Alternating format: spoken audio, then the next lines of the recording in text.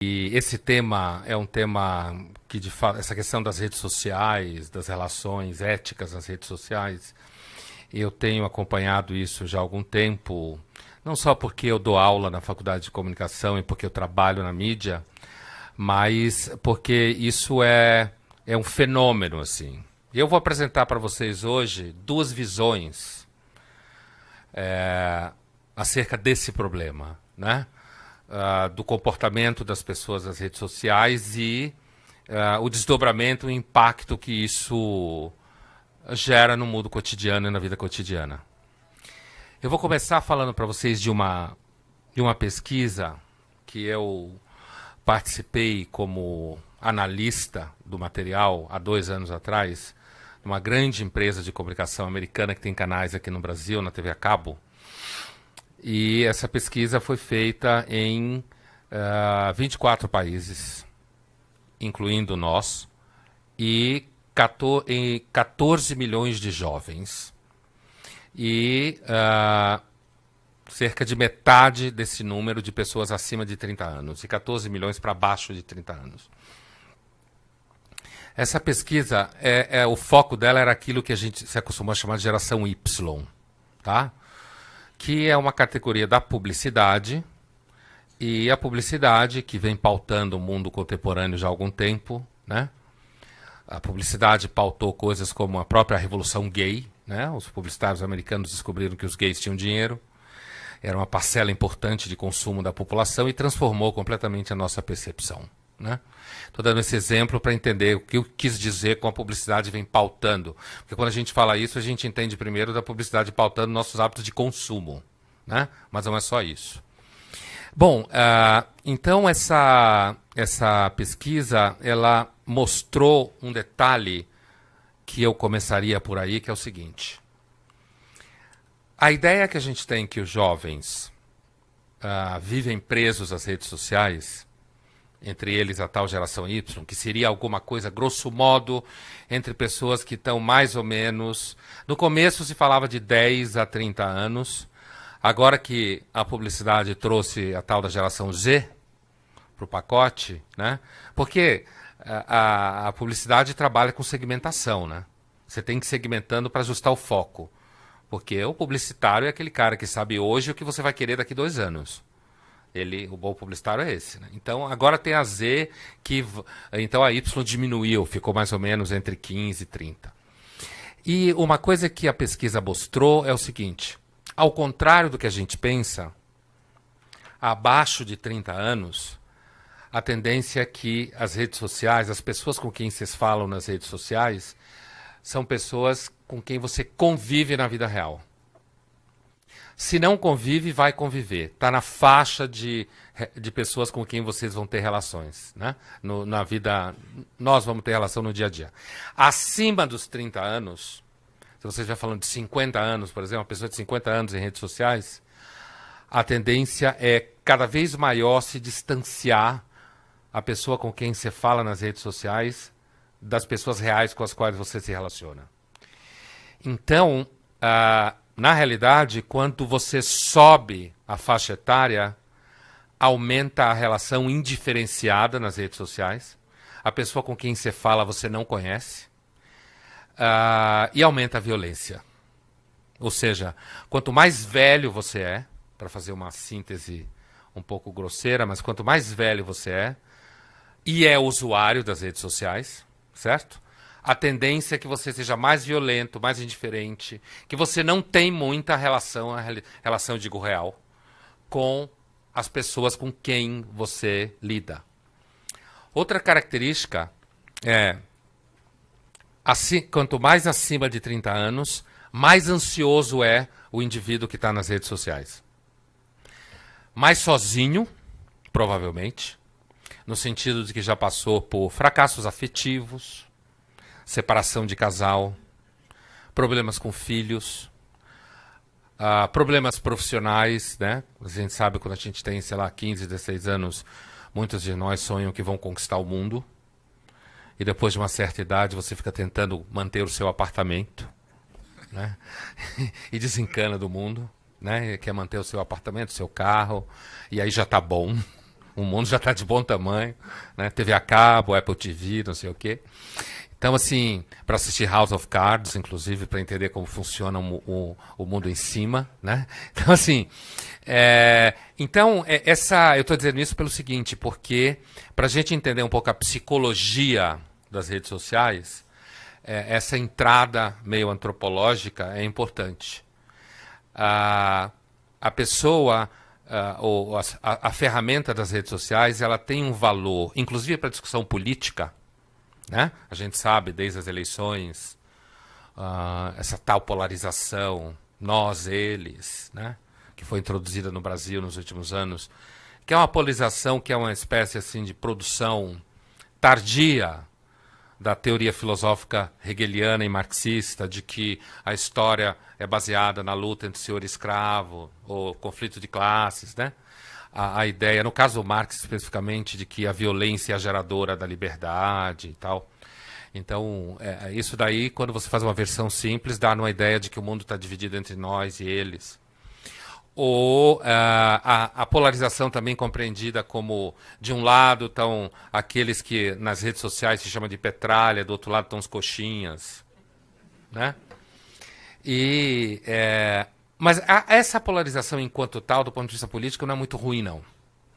Ruim, o que eu quero dizer que não é muito ruim é que a democracia é um regime baseado na soberania popular. E a soberania popular é isso.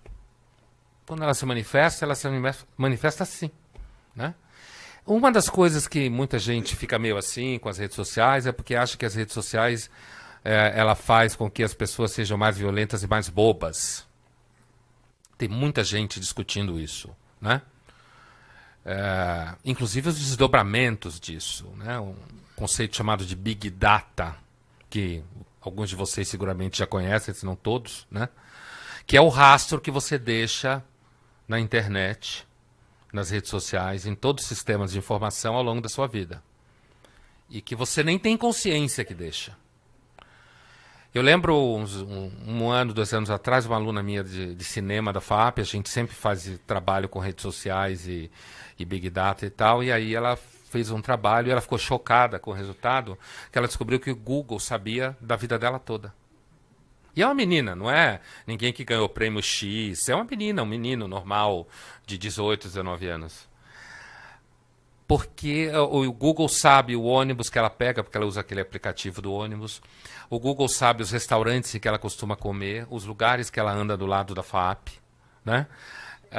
Ela compra filmes com cartão de crédito.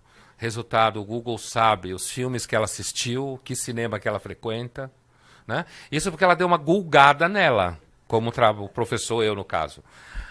Dá uma gulgada em você para você descobrir o que significa esse conceito, que é o resultado de uma sociedade em rede, como a gente fala, que é o conceito de Big Data, né? Que é a gente fala Big Data em inglês, que significa a plataforma para a qual convergem os dados. E no momento que a gente tiver sistemas capazes de lidar com esse contingente de informação do tipo Google para lá, né? Então você aí de fato terá o que o Orwell chamava de Big Brother, né? Não era a televisão, como se pensou que ia ser, mas é a convergência de dados como resultado de uma sociedade em rede em que você mesmo está oferecendo as informações. Porque você quer todo tipo de desconto, né? Inclusive nota fiscal paulista, certo? Você quer todo tipo de desconto, né? Você quer comprar coisa em casa, porque é muito mais fácil, né? Não vai no banco. Por um minuto só, imagine o tanto de informação que o Big Data tem sobre você e sua vida bancária, né? Assim, se você imaginar só um minuto, né? Então tem um autor, para quem se interessa sobre isso, tem um autor americano do MIT chamado Alex Pentland, né? Escreve Pentland, juntos, né? Alex Pentland. Ele tem um livro chamado Social Physics, Física Social, Social Physics, que é um livro bem interessante. O Pentland é um otimista. Ele acha que as redes sociais e o Big Data vai fazer nossa vida melhor, né? Nesse assunto, como todo assunto que é super importante, tem uns caras que acham que vai dar tudo errado, que vai ser uma desgraça, que daqui a pouco você liga o computador e ele já sabe o que você vai querer comer na janta. E ele vai saber. É só ele cruzar as informações. Quando eu estudo isso com os alunos, eles ficam meio paranoicos, porque eles percebem, por exemplo, certos supermercados que mandam e-mail segmentado específico para o pai, para a mãe, com uma oferta de produtos específicos dos produtos que ele ou ela compra. Né? No começo você se sente amado, que é aquela primeira reação ingênua que a gente tem em relação a essas coisas, se sente amado, né? E depois você percebe que isso, na realidade, é um cruzamento. Isso é o Big Data. São essas plataformas, né? Que elas vão cruzando cada vez mais dados e aí ele consegue fazer o seu perfil de consumo no supermercado tal. Então ele vai e oferece uma promoção só para você. E ainda é romântico a coisa. Para você. Né? É uma promoção que não é para fulano ou para fulana, é para você. Porque ele sabe que você costuma comer aquilo. Então, você pode não chegar ao ponto de dizer exatamente o que você vai comer à noite, mas de ter um perfil do seu hábito de consumo, é claro. No meu caso, por exemplo, que sou um consumidor inveterado de livros da Amazon, né? Já há muitos anos, cada vez que eu abro a página na Amazon, eles estão me oferecendo livros que, no mínimo, metade deles eu compro. Né? Porque tem tudo a ver. Né? E ao longo desses anos, a gente foi percebendo como isso foi ajustando, afinando, porque eles vão cruzando as informações, eles não, né? Essa tal plataforma. Agora associe isso a sistemas de saúde. Exames de sangue, que está tudo na plataforma que você faz. Seu colesterol, que agora deixou de ser bandido, né? Colesterol recentemente. Só o que você produz no fígado faz mal. O que você come não faz mal. Então agora está na moda dizer que pode comer ovo, tá? Gema de ovo e tal. Então, assim, todos os exames que você faz, esse cruzamento, né? O Alex Pentland acha que esse cruzamento vai tornar a vida mais segura, né? Mais previsível. A gente vai, por exemplo, conseguir prever nascimento de epidemias pelo comportamento, pelos remédios, pelo que as pessoas estão comendo, certo? Uma outra coisa é a lida com depressão e solidão, né? Se você fica em casa comprando 500 filmes na Apple TV ou no Now durante vários meses em seguida, provavelmente você está miseravelmente só. Né? Ou então você vive com alguém com quem você não consegue trocar uma palavra sequer, o que também acontece. Né? Então, assim, todo esse... então, essa ideia do impacto na vida concreta, estou tentando mostrar que esse impacto ele é concreto mesmo, não é um impacto abstrato. E ele é concreto para além do que a gente falou nos últimos tempos aqui no Brasil, da baixaria, da polarização nas redes sociais. As redes sociais são nosso espelho. É assim que a gente é. Principalmente quando você está com o computador na mão e você está sozinho, você e o computador, né? E aí você é um herói, seu herói por 5 minutos, né? E uma das coisas que a gente sofre no mundo contemporâneo é um esmagador sentimento de anonimato. O anonimato às vezes ajuda. Eu conheço muita gente, meninos e meninas que saem de cidades do interior, de São Paulo, de estados próximos a São Paulo, para vir estudar em São Paulo, loucos pelo anonimato paulistano. Por quê? Porque moram em cidades pequenas, que são muito mais comunitárias. A gente sabe, comunidade, os hippies sonhavam com comunidade, né, onde todo mundo se ama, onde todo mundo transa com todo mundo, mas não dá certo. Comunidade mesmo é um lugar do qual você não tem como sair. Né? Quer dizer, é um lugar onde as pessoas se conhecem, onde os vínculos são muito sólidos. Então, todo mundo sabe que seu pai bebe demais, certo?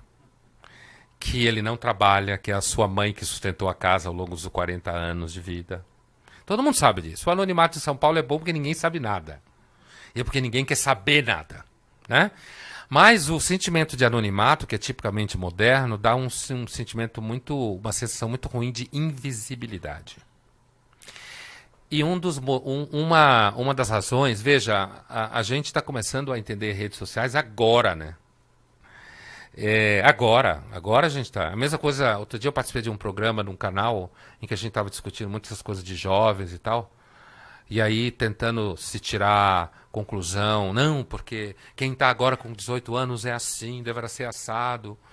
Aí eu repeti uma frase que o Boechat, que estava comigo no programa, situou ela na história. Eu repeti uma frase do Mao Tse Tung, né? E o Boechat falou, não, é assim, quando a Revolução Francesa fez 200 anos, perguntaram ao Mao Tse Tung o que ele achava dos resultados da Revolução Francesa. E o Mao Tse Tung falou, está muito cedo para dizer qualquer coisa. Né?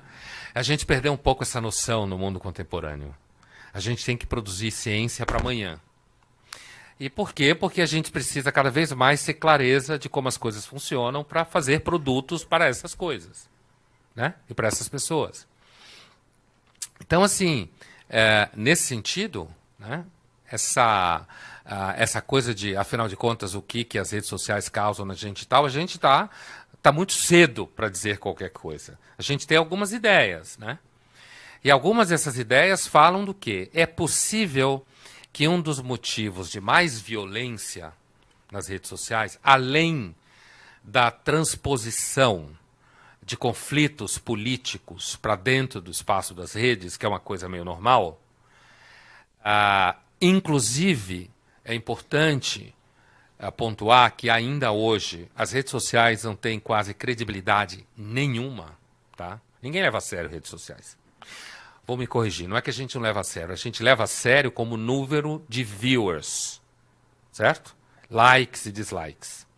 Nisso você leva muito a sério e todo marketing leva a sério isso. O que eu disse que não se leva a sério é com relação aos conteúdos, de credibilidade, como a gente fala em mídia. O que continua tendo credibilidade em termos de mídia é jornal, revista, televisão e rádio. Né? As redes sociais, na realidade, elas reagem a isso, em termos de conteúdo, e a mídia tradicional reage à pressão dos consumidores das redes sociais. É assim que se dá a relação. Então a gente fica o tempo inteiro querendo saber o que é que o ouvinte, o telespectador, o leitor pensa, e alguns leitores, no caso especificamente, se ofendem fácil. Uma vez eu falei num programa, alguns anos atrás, que eu não lia os comentários dos leitores na página da Folha Online, que eu não leio mesmo. Eu leio quando mandam e-mails para mim, né? Mas eu não leio na página online, não dá tempo. Mas quando os e-mails que mandam para mim, eu leio, muitos converso com pessoas e tal. Isso gerou um protesto de um monte de gente. Como assim o Pondé não lê os comentários da Folha Online? Né? Só lê os e-mails. Por uma questão de tempo, não é um problema moral que eu tenho contra coisas online, de forma nenhuma. Mas isso mostra como as redes sociais, na realidade, elas são a maior ferramenta de luta contra a invisibilidade que existe no mundo contemporâneo. E como é todo mundo muito bravo porque é invisível, porque a gente é anônimo, porque os vínculos afetivos e familiares se diluem cada vez mais rápido. E não é nada porque alguém conspirou, não. É a gente que quer isso mesmo, viu? Não é porque alguém conspirou, como algumas décadas atrás. Ainda hoje tem muita gente que acha que tem alguém que conspira, né? Isso é muito comum. Eu imagino que em outras áreas também deve ser assim. Mas eu que conheço o mundo da mídia, não conheço outras áreas, assim, no sentido de poderes, eu quero dizer. Estou me vendo a poderes. Né? Se fala que a mídia é o quarto poder. Então, tem gente que acha que as pessoas que lidam com a informação ficam em casa planejando como controlar os outros. Então, tem gente que acha que os editores de jornal ficam planejando mandar no mundo, assim, né? Que o cara que trabalha no canal de televisão, o objetivo dele é o controle total do país. Então, ele fica planejando, então tem esse sentimento um pouco paranoico de que tem pessoas... Não, na realidade, como os estudos de Big Data mostram, somos nós que estamos informando o Big Brother. Estamos informando porque que nem eu com a Amazon. Eu estou comprando livro, estou mostrando o que eu gosto. Né? E assim todo mundo que tem consumo via online, né? Toda vez que você faz um exame médico e não quer pegar físico e dá um código do teu médico que o laboratório manda direto para ele, aí você não tem que ir lá buscar, e quando você chegar no retorno da consulta, ele já viu, não depende de você mostrar, ele não ter tempo de analisar, tá lá. É você que está informando, né? Quadro clínico, né? Você já tem um produto que está chegando no Brasil, que é um produto que as empresas, as corporações, elas compram, que ele organiza dados da saúde dos funcionários. Hábitos de alimentação, hábitos de consumo, se você faz ou não exercícios, né, na academia e tal. E essa ferramenta, ela associa laboratórios, médicos, hospitais, academias de ginástica, que você entra na rede, você vai ganhando milhagem, vai ganhando ponto, né? Se você está usando essa rede, e essa ferramenta vai informando o seguro-saúde dos seus hábitos de saúde. Essa ferramenta, portanto, vai informando o empregador. Em troca, você recebe diminuição do custo da apólice de saúde, porque você tem uma atitude proativa em relação ao seu custo para qualquer sinistro. E você ganha um cartãozinho e você vai ganhando bônus à medida que você vai aceitando a ferramenta e usando a ferramenta. Resultado, é isso que o Orwell tinha na cabeça quando falou de Big Brother. Mas o que eu estou querendo pontuar aqui não é o terror do Big Brother, mas é como isso tem a ver com o nosso cotidiano. É a gente que quer. Por quê? Porque isso são mecanismos de organização da vida, né? E essa organização da vida vai tornando a vida fácil numa série de coisas. Por outro lado, o sentimento de distanciamento que eu estava falando entre as pessoas, né? Você tem alguns sociólogos que falam disso, tem um em especial, muito conhecido, chamado Bauman, que eu recomendo a leitura para quem quer ter um diagnóstico assim bom, mais legal de ler, do mundo contemporâneo, né? Zygmunt Bauman. Tem livros muito bons dele. Modernidade Líquida, muito bom. Agora ele lançou um chamado Vigilância Líquida, que é exatamente sobre esse tema que eu estou discutindo com vocês hoje, das redes sociais e do Big Data. Então, assim, portanto, esse sentimento de distanciamento, do caráter líquido, como o próprio Bauman fala, de que as pessoas vão ficando mais sozinhas, as redes sociais, além de ser um palco que transporta conflitos, como no caso da política, que eu estava falando, né? Você transporta o conflito político para dentro das redes sociais, apesar de que ninguém leva tão a sério assim, né? Assim, nós seres humanos somos dotados de uma certa característica que quando você vê muito do mesmo, você já não leva a sério. Você já meio que, né, desqualifica. Mas, além dessa dimensão dos conflitos políticos enquanto tal, que a gente tem vivido muito no Brasil, e eu repito, eu acho que isso não é de toda forma ruim, né? O impacto que as redes sociais terão na estrutura política no futuro, a gente não sabe direito qual é. Há uns 2, 3 anos se achava que era muito mais rápido o resultado. Alguns autores acham que a tendência é que não tem esse impacto todo na política, porque as redes sociais organizam momentos assim... Primeiro que existe uma relação quase de 20% daquilo que as pessoas dizem que vão fazer nas redes, elas não fazem 80%. Né? As redes sociais é uma grande vitrine de mentira. E não é especificamente de mentira, é de ego inflado. Nas redes sociais, a gente combate nosso sentimento esmagador de insignificância cuspindo em todo mundo, xingando, falando o diabo, né? Colocando isso tudo nas páginas. E, dessa forma, esse sentimento de uma certa, como eu falava, invisibilidade, um certo anonimato, uma certa insignificância. Naquele momento, não sei se vocês lembram, tem um artista famoso americano dos anos 60 chamado Andy Warhol, né? Que art pop, né? Que dizia que no futuro as pessoas, todo mundo ia ser famoso por 15 minutos. Na realidade, esse comentário dele é porque ele estava ligado no desenvolvimento daquilo que hoje a gente chama acessibilidade, né?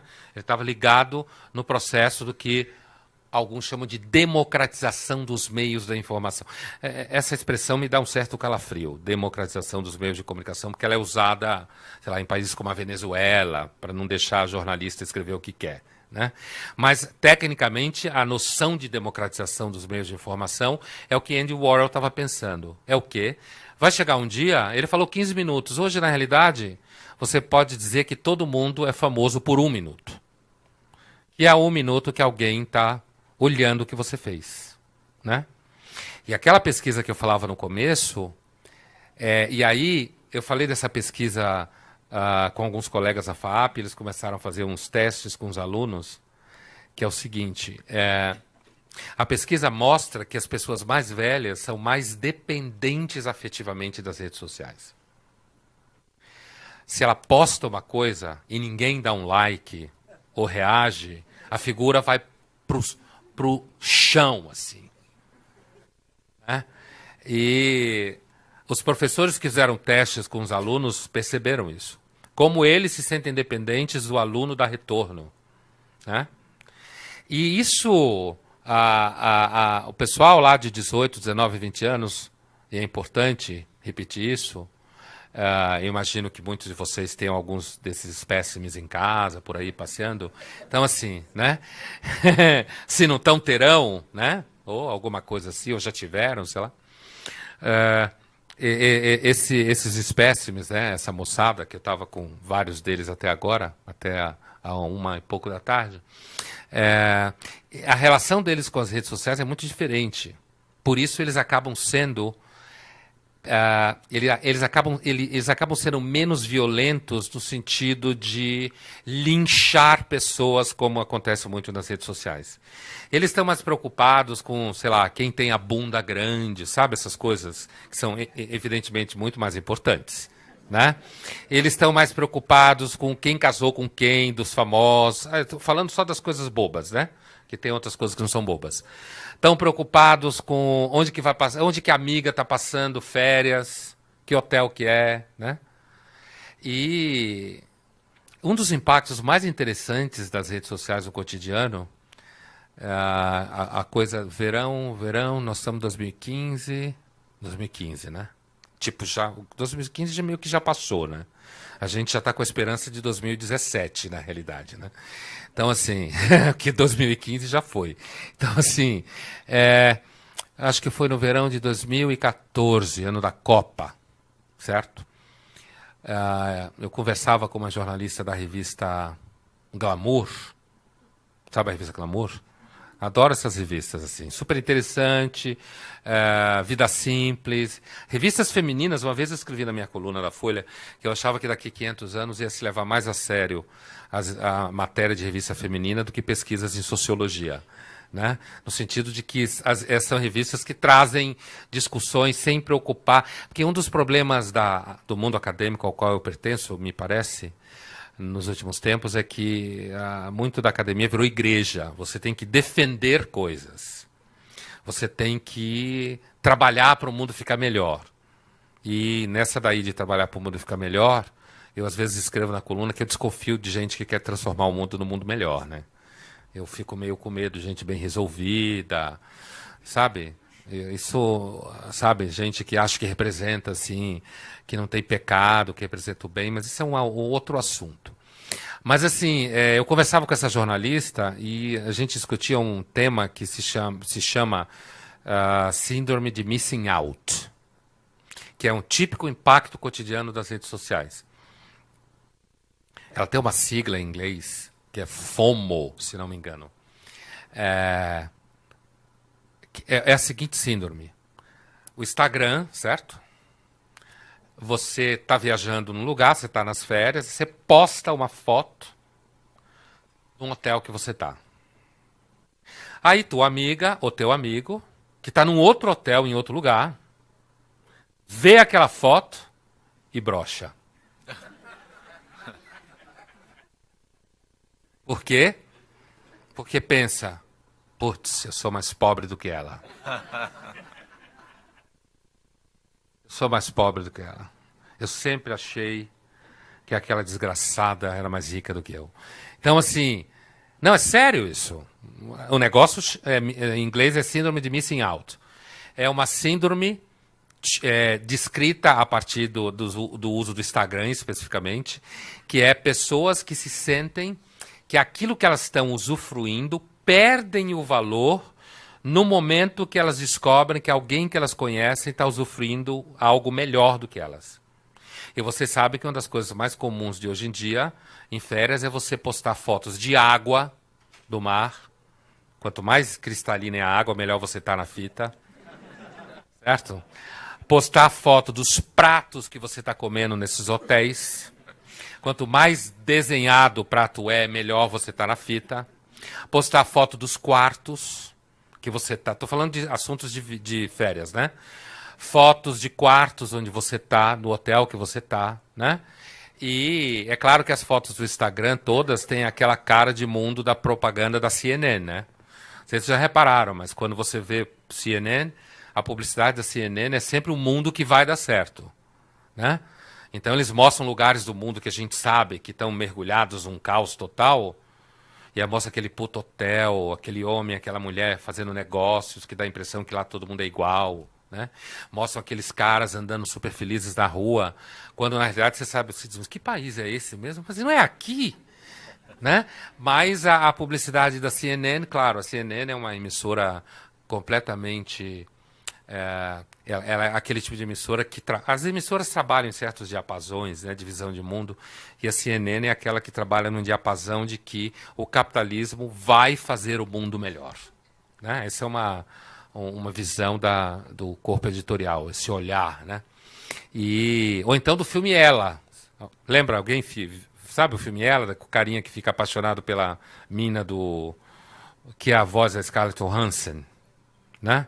A Samantha, né? Aquele filme é muito interessante porque, além do fato de que fica todo mundo falando sozinho, né? Porque o celular... E você não está mais falando só com o celular, está falando com um grande sistema, né? E esse grande sistema localiza pessoas para você transar, né? Falando, todo mundo super na fase oral, assim, né? Só fala das coisas de sexo. E ele acaba se apaixonando por uma OS que está ali para ajudar ele com e-mails, com conta bancária. Isso é um resultado de você pensando o Big Data operando a seu favor. Então ela respondia e-mails para ele, agendava reuniões, né? Ela escrevia cartas, porque ele trabalhava oferecendo cartas de amor, né? Para as pessoas mandarem para os seus namorados e namoradas e tal. E ele se apaixona por ela, né? Pela OS lá, Samantha. Mas o que eu queria dizer é que, se vocês lembrarem do filme, a fotografia do filme é meio amarelo e vermelho, as roupas são amarelo e vermelho, que são cores de alegria, né? São cores que deixam você para cima, né? E era todo mundo super feliz, não sei se vocês lembram, os metrôs e trens eram maravilhosos, tudo limpo, amplo, as pessoas sentadas, tudo parecia classe executiva, assim, no metrô. E as ruas super limpas, todo mundo lindo, maravilhoso e feliz. Mas, na realidade, o filme mostra que as pessoas são bem infelizes, né? Tem esse... Claro, o filme está discutindo isso numa chave mais para o Bauman do que para o Pentland. Porque o Pentland acha que essa ferramenta toda vai seguramente tornar o nosso mundo melhor. E provavelmente vai, do ponto de vista de serviços. Já está tornando, né? Sem dúvida. Mas é justamente porque ela vai tornar o mundo melhor do ponto de vista de serviços que ela vai criar justamente essa capacidade de cerceamento da vida. Que a vida vai ficar cada vez mais pequenininha dentro das ferramentas de serviço, né? Bom, e aí essa tal de síndrome de missing out, né? A jornalista me perguntava, mas professor, será que... Como que a gente escapa dessa síndrome, né? Falei, olha, como tudo que tem a ver com determinadas ferramentas de época, nós, seres humanos, sempre fomos escravos da técnica. Porque se vocês pensarem, nós somos um animal bastante vagabundo.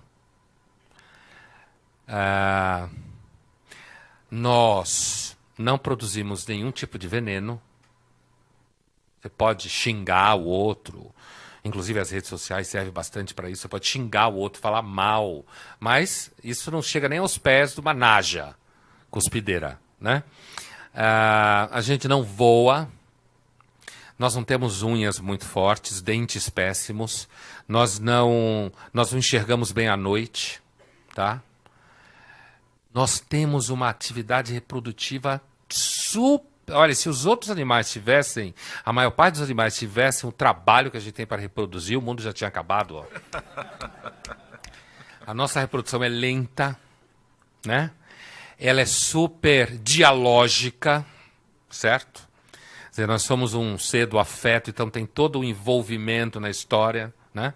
Para isso que existem todos os restaurantes à noite no mundo, é para ajudar a gente a reproduzir, né? O álcool também é feito para fora antes dele estar pronto. Por isso que a gente nasce sem estar pronto, né? A gente nasce até 5 anos, come vidro, né? Sei lá, pula pela janela. Isso me lembra uma coisa, né? Eu quero descrever porque a gente é dependente da técnica, por isso eu fui lá atrás da pré-história, né? Para mostrar que desde aquela época a gente é dependente da técnica, senão a gente não sobrevivia, isso que eu estou dizendo. Então a tendência é que a gente fique cada vez mais escravo da técnica.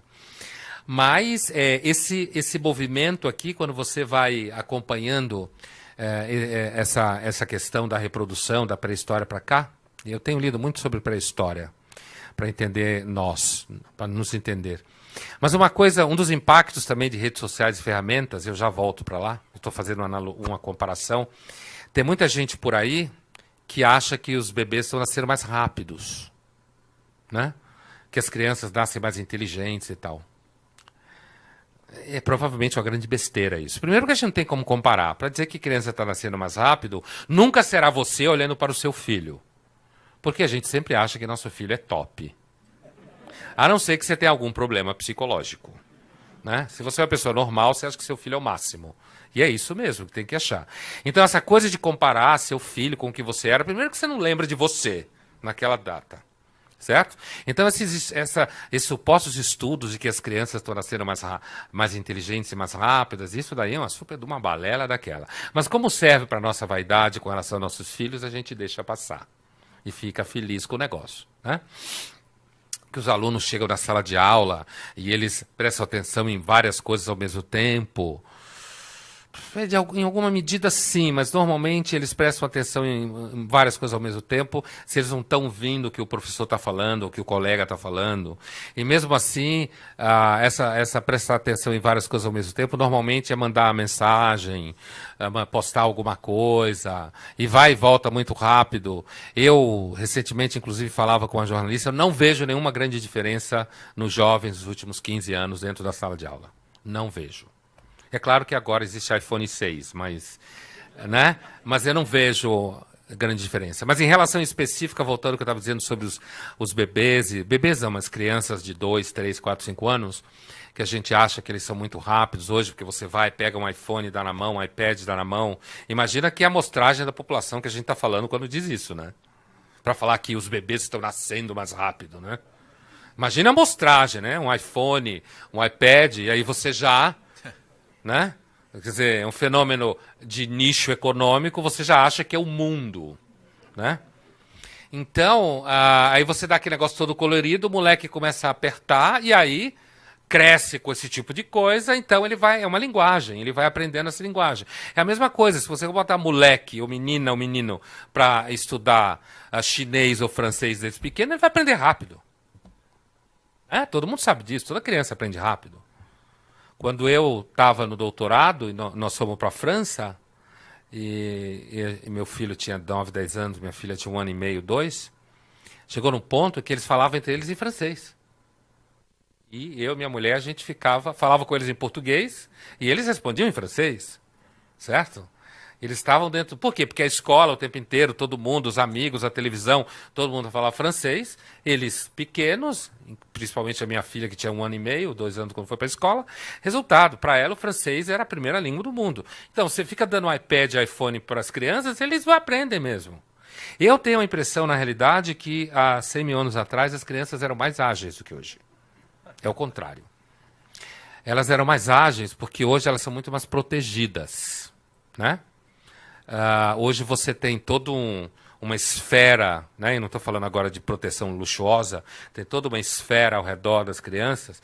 Há 100 mil anos atrás você tinha que sair correndo que senão o bicho engolia sua cabeça, certo? Então, é o contrário. Eu acho que hoje, se for, é claro que o que eu estou falando é uma ciência, não dá para comparar, mas o que a gente conhece da pré-história É razoável dizer que as crianças eram mais rápidas? Sim. E à medida que o luxo vai aumentando, não é que as crianças vão mudar, porque do ponto de vista evolucionista não acontece a mudança. Mas elas são menos demandadas do que eram. Não, é isso que eu quero dizer por mais devagar. Não porque nasce mais devagar. Né? Isso não acontece. A gente continua, a gente é igualzinho o que foi nos últimos 70 mil anos. A gente continua igualzinho. Então, assim, essa ideia, voltando lá para a pré-história, o que eu estava dizendo é que nós sempre fomos seres dependentes da técnica. Senão a gente não sobrevive.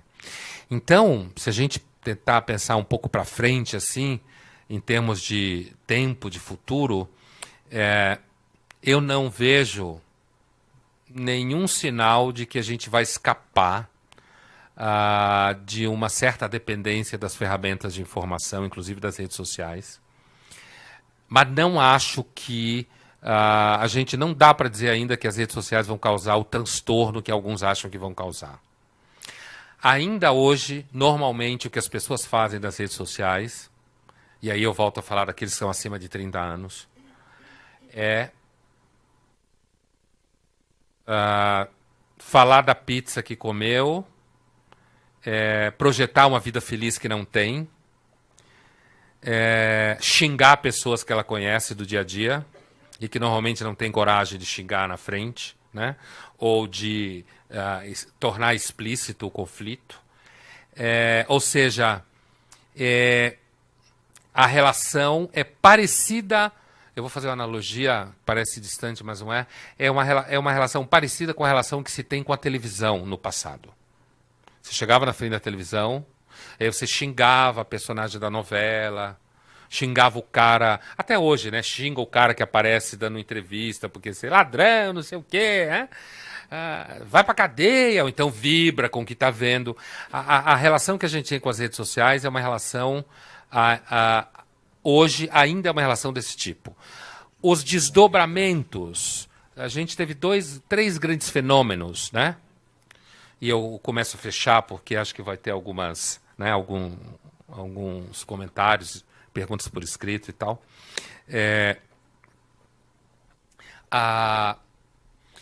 A gente teve três, que eu me lembro de cabeça, de fenômenos políticos importantes nos últimos anos relacionados a redes sociais. A chamada Primavera Árabe, né, que começou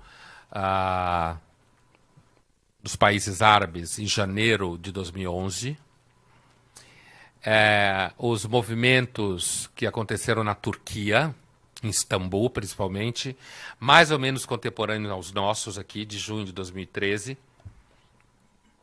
E nós fomos o terceiro movimento importante. Né?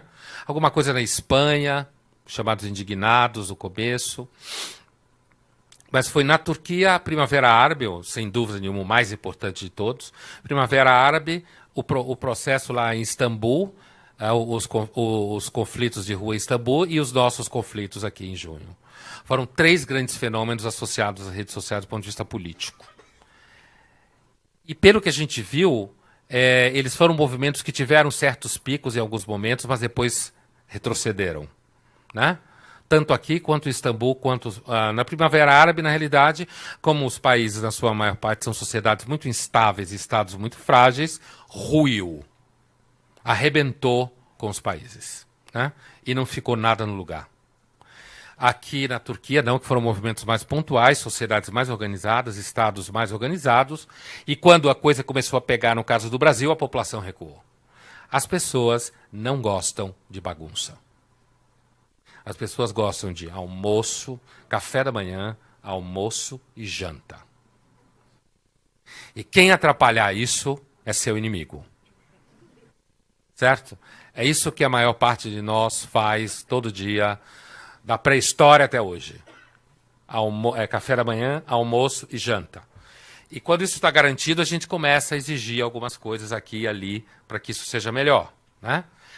Mas então é isso. Assim, a minha ideia foi dar para vocês um pouco. Esse é um assunto um trabalho em progresso, como se fala em inglês, é um trabalho em progresso e a gente é uma coisa que você vai tendo que entender à medida que vai acontecendo. Né? Essa diferença de idade eu queria deixar para vocês como que é uma coisa bem importante isso, de comportamento. a relação com o sentimento de invisibilidade, né? A descarga afetiva e violenta, inclusive por esse sentimento de invisibilidade, insignificância, que tende a aumentar na sociedade contemporânea. E essas síndromes que vão começando a aparecer, que a gente vai começando a identificar, né? Mas isso é uma coisa que quem vai saber, na realidade, do impacto das redes sociais na nossa vida, será quem estudar isso daqui 300 anos. Né? Agora a gente é mais ou menos como querer saber o que seria o Brasil na hora que o Pedro Álvares Cabral estava chegando aqui. Né? Mas só dá para ter algumas ideias, porque a gente tem métodos e tal, e já dá para se perceber algumas coisas, mas não dá para falar assim, com segurança todos os efeitos que isso tem. Obrigado.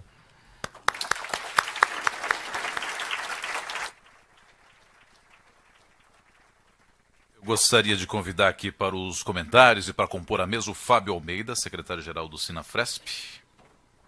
Fábio. E o José Aparecido Cioca, presidente do Conselho do Sinafresp também. Se você quiser. Fábio, quer começar? Então, qual é a tua avaliação aí da explanação do Pondé? Você concorda com o que o Pondé está trazendo? Trouxe aí informações interessantíssimas do que diz respeito a essa conversa de abaixo e acima dos 30. Qual é a tua avaliação? Aliás, você me comentava ali antes de o evento começar que você fugiu da rede social já, né? É verdade. Eu tinha perfil de Facebook e cancelei, tem uns meses já, e estou mais feliz. Isso é uma tendência. E eu tenho mais de 30, então, sei lá, devo ser dos mais... Bom, não sou mais que eu saí. Eu estava ouvindo aqui, eu reconheci muitas coisas do nosso dia a dia, situações e coisas, mas eu queria perguntar, detalhar um pouquinho, se nessas primeiras tentativas aí de entender o que está acontecendo tudo, já tem alguma coisa que traga isso para o universo do trabalho ou de organizações, de grupos menores, para ver se eu consigo deixar na minha cabeça, pelo menos, mais claro para o nosso dia a dia aqui, para trazer mais para perto. Dá para falar um pouquinho disso? Sim, quando eu comecei a falar daquela coisa da ferramenta de saúde, né? Eu vou dar um outro exemplo, e aí é uma ideia assim da aplicação no mundo corporativo, especificamente. Mas antes eu queria dizer para você que abandonou o Facebook, né? Que quando você fizer um corte de idade, 22, 21 anos para baixo, o número de jovens de classe social A, B+, e A, que abandonam o Facebook é cada vez maior.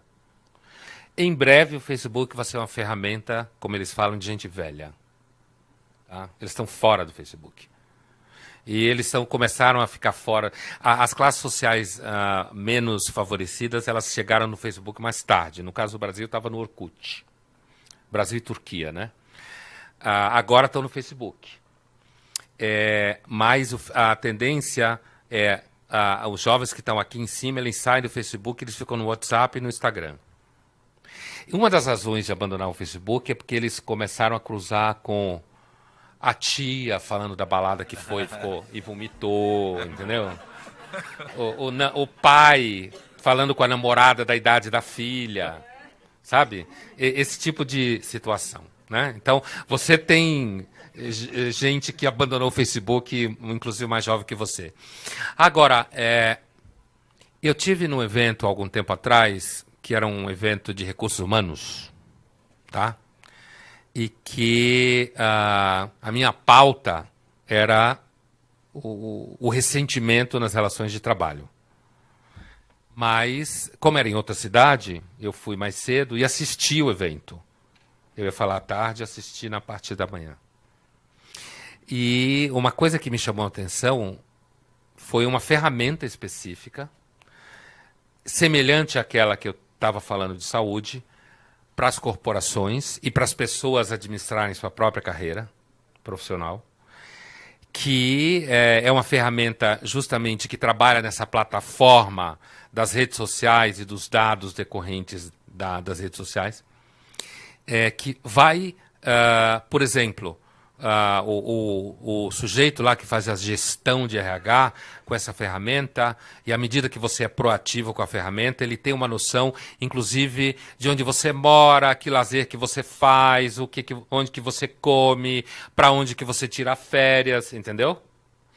E nesse movimento, aquele que faz a gestão, ele tem uma noção maior e mais clara do universo que está sob o controle, entre aspas, dele, das pessoas com quem ele trabalha. E o objetivo dessa ferramenta é, inclusive, ajudar tanto as corporações quanto os profissionais a tornar a vida, agregar valor de controle às variáveis da vida. E, nesse sentido, tornar a sua administração da sua própria vida eficaz. Outra coisa é essa ferramenta, o objetivo dessa ferramenta é monitorar a violência entre as pessoas que trabalham juntas, certo? No sentido de, porque um dos problemas nesse ponto de vista do mundo corporativo, né, mas acho que não só, do mundo do trabalho, mas o evento era mundo corporativo privado, né? Um dos problemas das redes sociais do mundo corporativo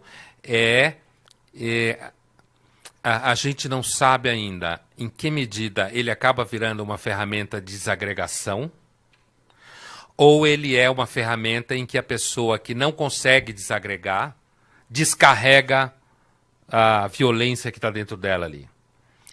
Mas, de qualquer jeito, a ideia, né, a ideia de que a vida nas redes sociais podem causar transtorno nas relações de trabalho é uma das possibilidades mais fortes. O Alex Pentland, que eu falava no começo, ele acha que não. Ele acha que as redes sociais e a participação nas redes sociais, elas, na realidade, ajudam a empresa e ao gestor saber quem são aqueles que são colaborativos e aqueles que são negativos, na medida que tornam as suas redes sociais abertas à gestão. Entendeu? Pode contar ou não? Então, que pode causar transtorno é bastante claro, e que essa ferramenta, uma das preocupações dela é o monitoramento da vida em redes sociais, não o horário que você marca para transar com fulano e beltrano, né? Você tem níveis, né? Do mais superficial ao mais deep, como eles falam, né? E nesse sentido, monitorar justamente por causa da violência. Então, assim como você não pode ser violento no refeitório da empresa, digamos assim, você não poderá ser violento nas relações com as pessoas com quem você trabalha nas redes sociais, porque causa transtorno de relacionamento. Né? Sioca. Pondé, nesse sentido, a gente vê muitas redes sociais interferindo de forma até abrupta nas administrações.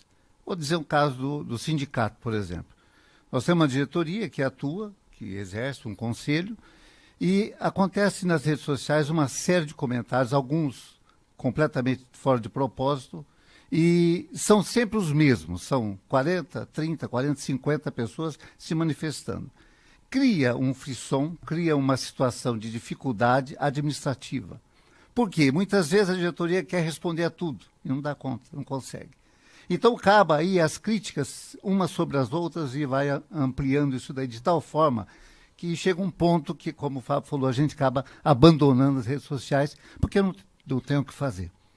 Nesse sentido, o que você entende? O que é possível a gente poder administrar sem ser tão pautado pelas redes sociais? Olha, uma das melhores formas de você lidar com a violência nas redes sociais é a indiferença a ela. É a indiferença a ela. Por exemplo, essa coisa de sair das redes sociais, que a gente identifica em gente mais jovem hoje, saindo especificamente do Facebook, que é um lugar onde se fala demais, né? Porque não tem limite de palavras, inclusive, né? Essa coisa de você ficar falando. Um dos motivos é justamente as baixarias que eles veem nisso. E como isso gera ansiedade, então a primeira reação além do que eu estava falando antes, do ponto de vista... Porque existem alguns tipos de profissionais de trabalho, depende das relações em redes sociais. Né? Mas grande parte do trabalho, as relações em redes sociais, são relações que são completamente desnecessárias para a matéria do trabalho, eu quero dizer. Então, hoje em dia, a forma que mais se pratica para evitar esse tipo de violência é a indiferença. Você não responde, você sai, não toma conhecimento, e isso pode levar, no primeiro momento, a um aumento da violência, mas o provável é que a curto, médio prazo leve... Porque uma ferramenta só é muito usada quando ela tem uso. Em comunicação, né? Ela pode ser muito legal, mas se ela não tem uso, ela não é usada. O que eu estou falando é absurdo, mas é de propósito, né? Redundante. Então, e aí, o que acontece? A tendência é... Por exemplo, na mídia, isso é muito monitorado, né? Porque violência, ameaça de violência, ameaça para as pessoas, isso acontece muito. E assim, e aí tem pessoas que monitoram isso, né? Que ficam monitorando ali, vendo o que se falou disso, o que se falou daquilo, como é que está aqui, como é que está ali. E a forma mais comum de se lidar com isso, comum não no sentido ruim da palavra, mas uma forma muito comum, é justamente a indiferença em relação a esses comentários.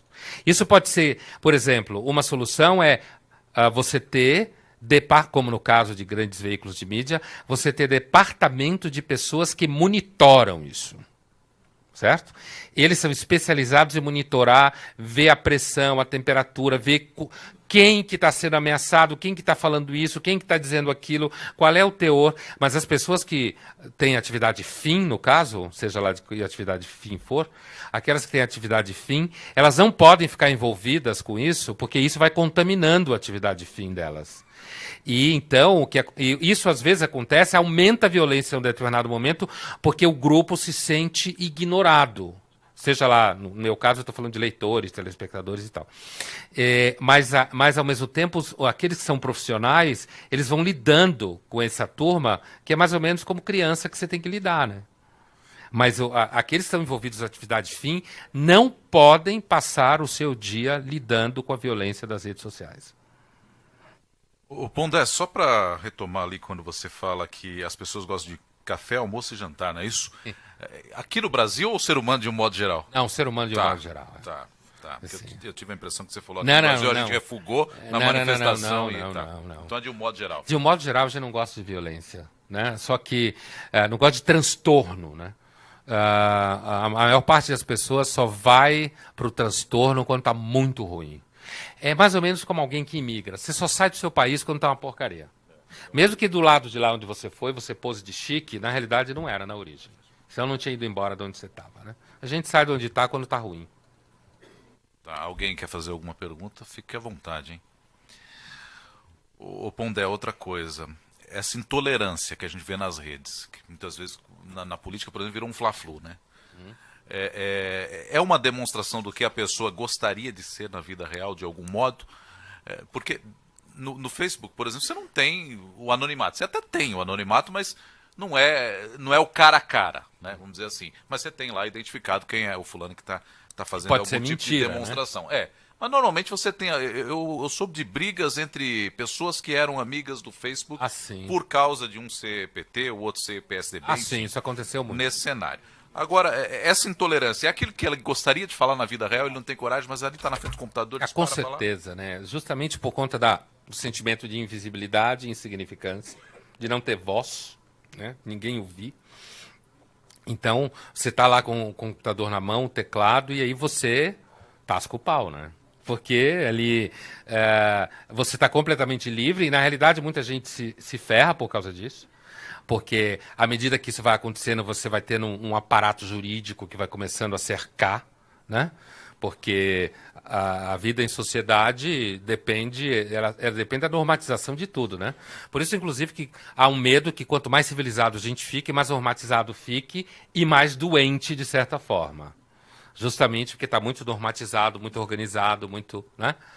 Mas com certeza, esse sentimento de que você, naquela hora, no caso do Facebook, por exemplo, e eu aproveito para dizer, eu sempre tenho falado isso em todos os lugares que eu vou, eu não tenho página no Facebook, certo? Eu estou dizendo isso pelo seguinte, porque tem pessoas que falam comigo, não, como você não me respondeu?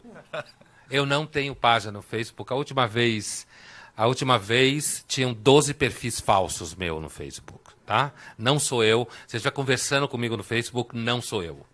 Pode até parecer que sou eu, mas não sou eu, tá? Então, fechado parênteses, eu esqueci, eu sempre tenho que falar isso por causa dos perfis falsos. Então, o Facebook, ele tem gente, por exemplo, casais que se separam e abrem a discussão dentro do Facebook. Então, o Facebook, ele vira púlpito, ele vira sala de jantar, ele vira almoço de domingo da casa da avó, onde rola aquela baixaria toda. Quer dizer, as redes sociais, elas têm um pouco uma função assim de ampliação da esfera do convívio. E essa ampliação... e aí não é só as redes sociais, por exemplo, hoje...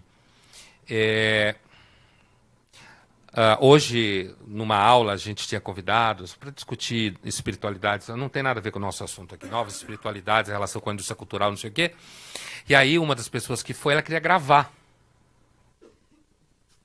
Olha, você tem aqui, somando todo mundo, tinha mais ou menos, sei lá, umas 40 pessoas. Tem que perguntar para cada um deles. Né? Porque... O direito de imagem. Né?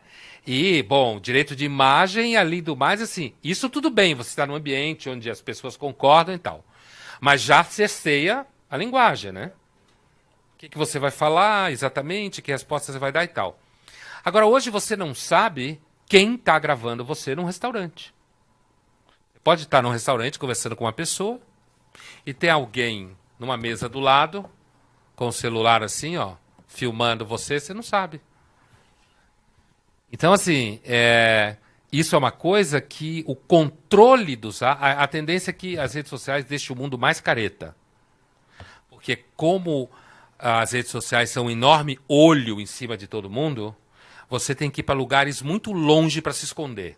Ou se policiar muito. O tempo inteiro. Ou você não faz nada de errado, o que torna a vida insuportável. É tudo cidadezinha do interior, então.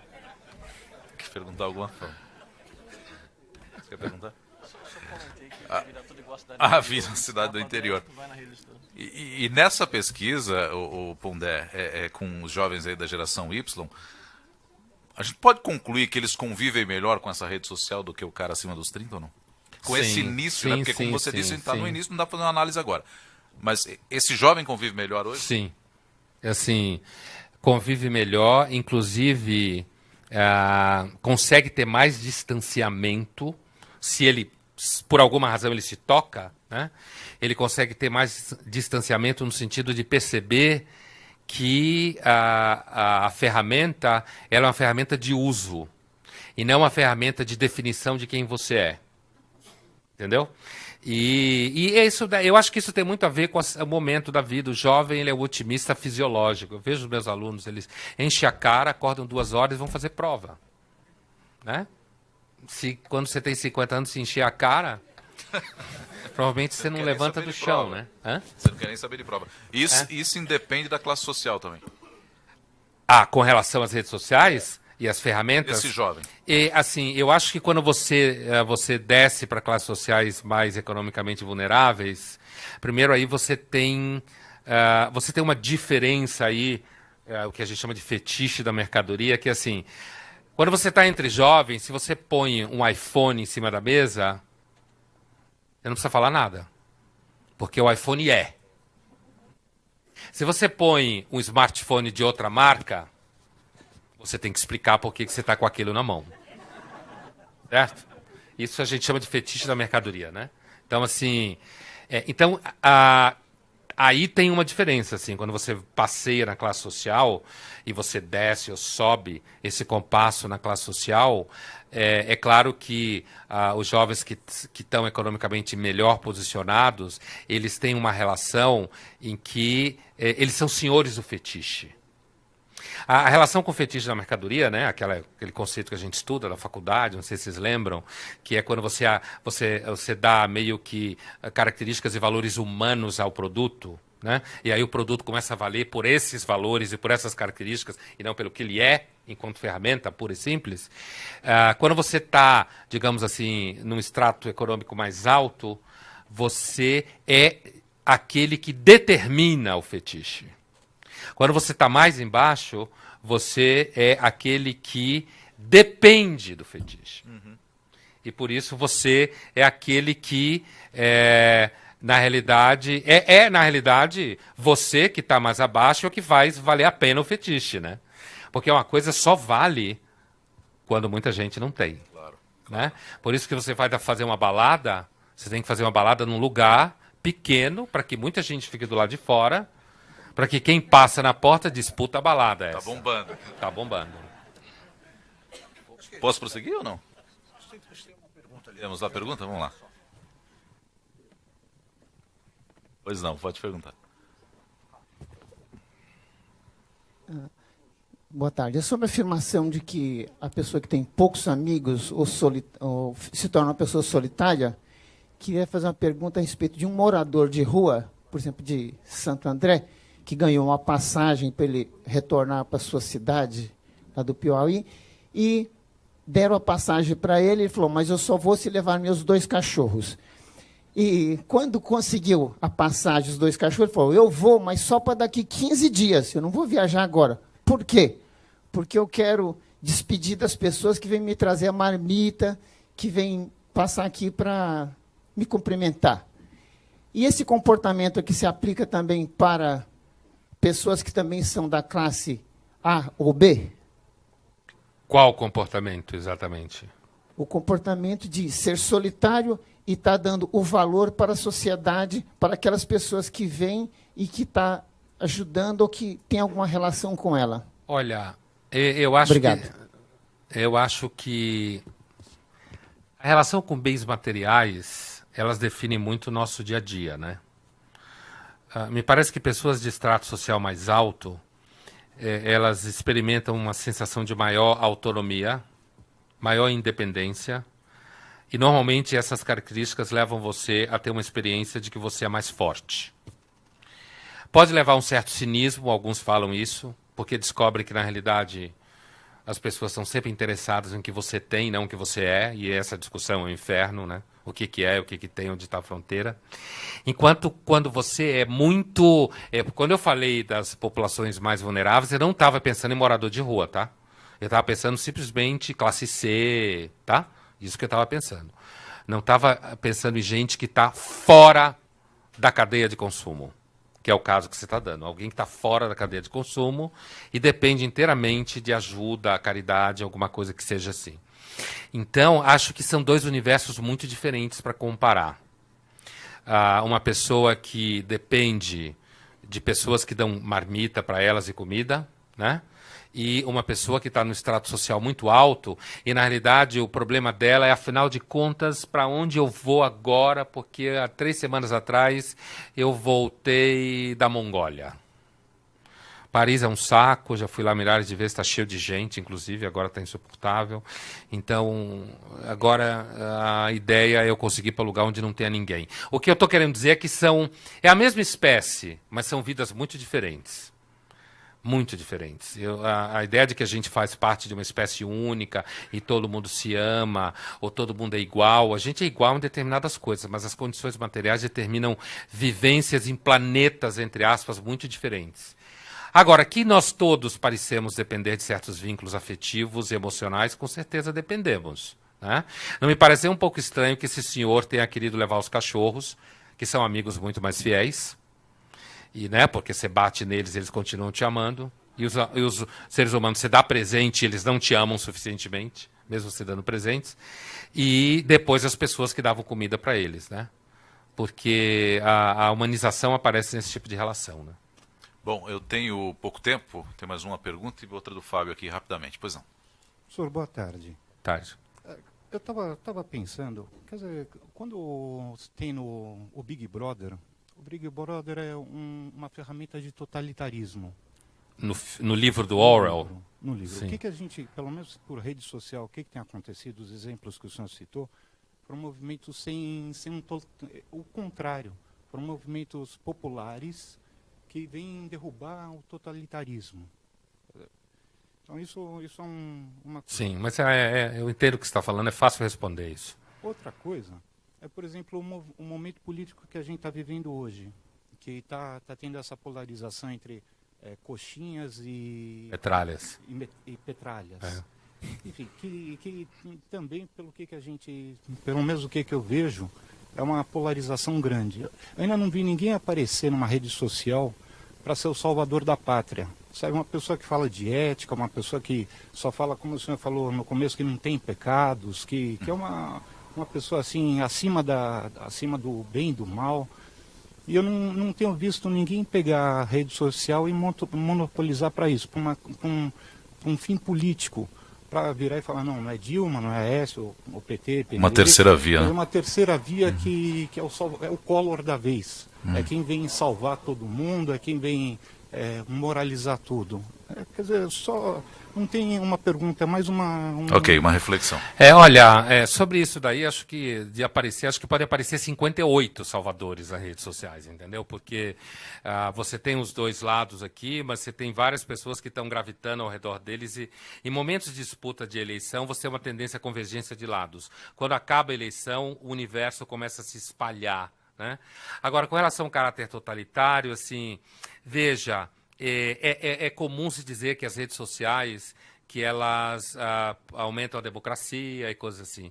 Mas é importante perceber que o totalitarismo não é um conceito que descreve um governo, apenas um governo com a burocracia forte e centralizado. O totalitarismo, ele se sustenta, inclusive historicamente, se sustentou em cima de uma massa de pessoas que concordam com a violência.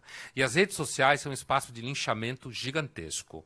Então, eu falei do caráter totalitário, do rastro no Big Data e do controle, né? Nós marchamos para sociedades cada vez com mais controle. Isso parece inevitável, porque isso é o preço que a gente paga para ter a vida controlada e assegurada, né? É mais ou menos isso. Você começa a controlar a sua alimentação, por quê? Porque você não quer morrer. Olha o controle aí. Aí você começa a ter uma vida pequenininha, né? Não come isso, não faz aquilo e tal. Agora, com relação ao caráter totalitário das redes sociais, é semelhante ao caráter totalitário de multidões, né? Então, as multidões, como a gente sabe, as pessoas das multidões, elas fazem o que elas querem, né? E elas perdem um pouco a identificação. E nesse movimento elas acabam ficando violentas. E, sei lá, o totalitarismo do século XX, Hitler e companhia, eles não teriam feito o que eles fizeram se eles não tivessem uma massa de população que concordava de alguma forma. Estava preocupado com café da manhã, almoço e janta, né? Mas as redes sociais, elas são bem violentas e totalitárias, sim, no sentido de multidão. Perfeito. O Fábio tem mais uma pergunta, Fábio? Rapidamente. Eu queria aproveitar esse finalzinho aqui de tempo, se possível, que enquanto eu estava pensando aqui em todas as coisas que eu ouvi hoje, me ficou na cabeça a síndrome do missing out. E eu estou tentando aqui, queria pedir para, se possível, fazer uma relação rápida com a questão do ressentimento. Como é que... E falou só do Instagram, mas eu consegui ver sinais disso em todos os outros meios, Sim, todas as comparações. Sim. Então, aquela coisa, né? O cara está ressentido, o universo não deu tudo que ele merece, né? E nunca vai dar, porque o universo é indiferente, né? Fazer o quê? Às vezes eu falo com os alunos assim, se você falar com o universo e ele responder, tá precisando aumentar a medicação, né? É a mesma coisa que falar com uma pedra na praia e ela te responder. Mas assim, olha, o ressentimento é uma categoria que foi descrita pela primeira vez pelo filósofo Nietzsche, né? Na segunda metade do século XIX, e que eu acho, por isso eu escrevi um livro sobre isso, eu acho que ainda não foi devidamente utilizada para analisar o comportamento contemporâneo. E o comportamento contemporâneo, que é muito pautado por uma lógica de direitos, e a gente, recentemente, eu conversando com um leitor, né, ele falava para mim que, a partir de um livro que eu acabei comprando por indicação dele, se você olhar direitos e deveres, o mundo está dividido. Pessoas que vivem pelos deveres, elas entendem que os direitos são derivados da obrigação que elas cumprem. Então, uma vez que eu cumpri meu dever, o direito vem como fringe benefit, assim, vem junto.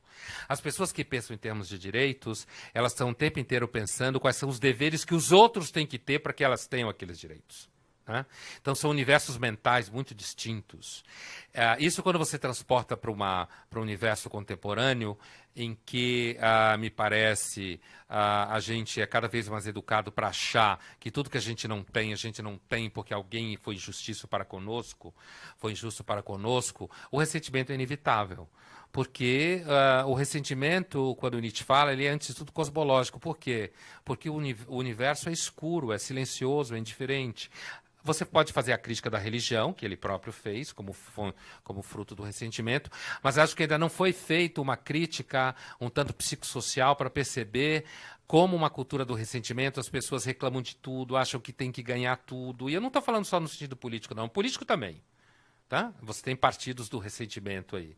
Eu estou falando das relações, inclusive de trabalho, que eu vi na discussão lá do evento, como o RH tem que ficar lidando com o ressentimento o tempo inteiro, porque um tem uma cadeira de rodinha e o outro não tem. Esse foi um exemplo que uma das minas me deram lá, que trabalha com RH. Não, porque você tem cadeira de roda, cadeira com rodinhas, outros não têm. Então, se tem cadeira de rodinha, significa X. Se não tem, é X menos 1. Né? Então, o mundo contemporâneo, inclusive certos estados gigantescos que querem dar tudo para as pessoas, né? O mundo contemporâneo ele é muito assentado em cima de uma economia de ressentimento. E o ressentimento é o seguinte, ele nunca está satisfeito.